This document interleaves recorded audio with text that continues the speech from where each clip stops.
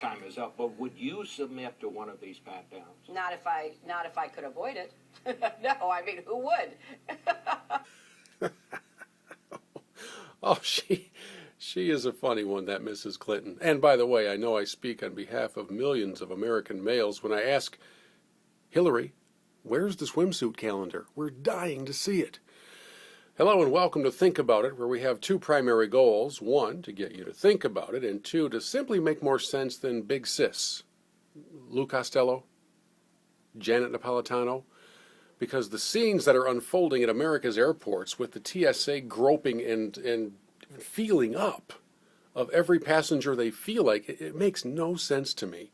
Granny's not the problem, and yet our government has seen fit to infringe on your right to privacy in such a way that I can't believe the pro-choice crowd isn't screaming, "Get your hands off my body," like they do anytime we talk about pro-life issues.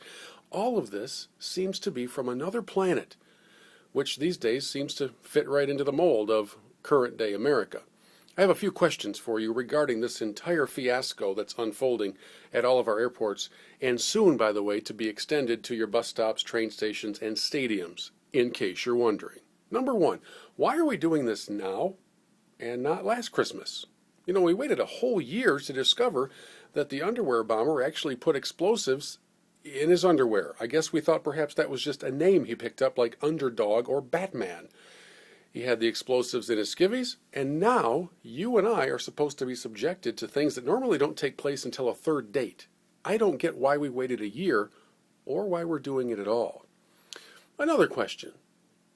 Why is Congress exempt?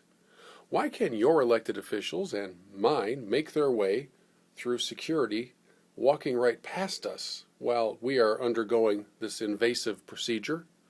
Oh, I know, it's because they've already been vetted for security and they're not a danger to our country. Have you ever met Nancy Pelosi? Have you seen Charles Rangel?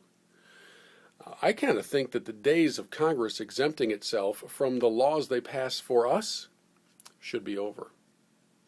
Another question. Every once in a while, for reasons that I haven't yet figured out, I decide with 111,000 other people to go to the big house in Ann Arbor to watch my Michigan Wolverines fail miserably this season. When I go in, I just go in.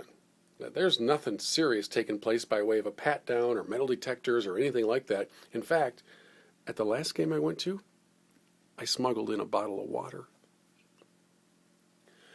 If I were a bad guy, and I wanted to make the biggest possible impact on the great Satan, it seems like I would pick a bigger venue than an airplane, which can hold a couple of hundred people. Not that I don't want my airplane to be safe. I'm just asking the question, why are we doing this only at airports? If all of our freedoms have to be given away in exchange for safety, then why aren't we doing it across the board? And why do we wait a year? Something about this just doesn't make sense. Which leads me to my next question. What is it we're being distracted from?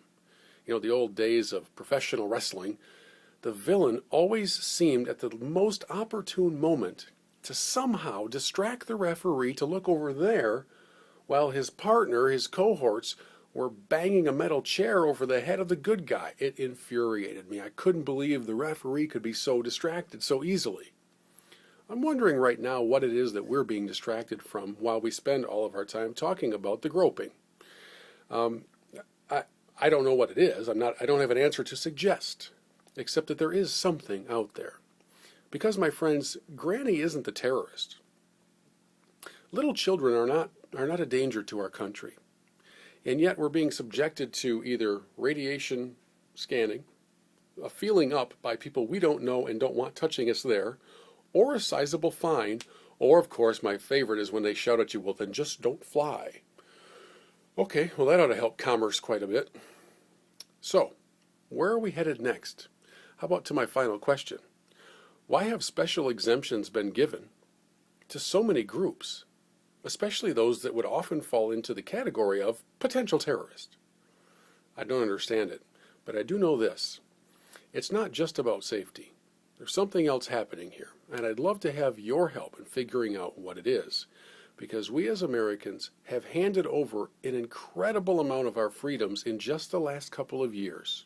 And for all of you who screamed about the invasion of privacy that is the Patriot Act, you do realize it's still in effect, and it's been strengthened and broadened. For all of you who have ranted and railed against George W. Bush for a whole bunch of things, where are your voices now?